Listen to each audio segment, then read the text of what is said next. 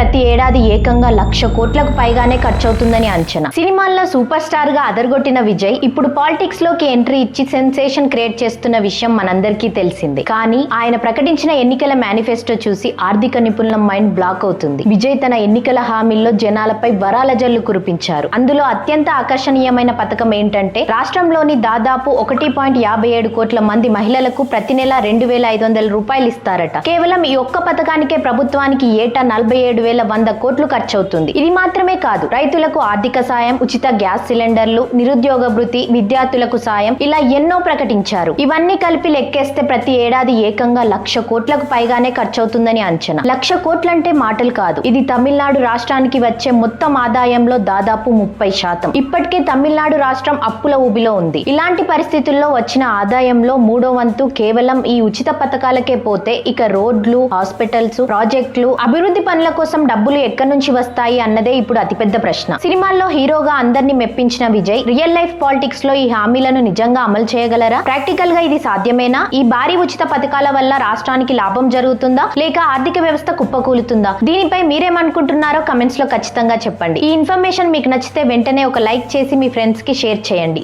జై హింద్. ఈ విషయం గురించి ఇంకా క్లియర్ గా తెలుసుకోవాలంటే ఫుల్ వీడియో చూడండి.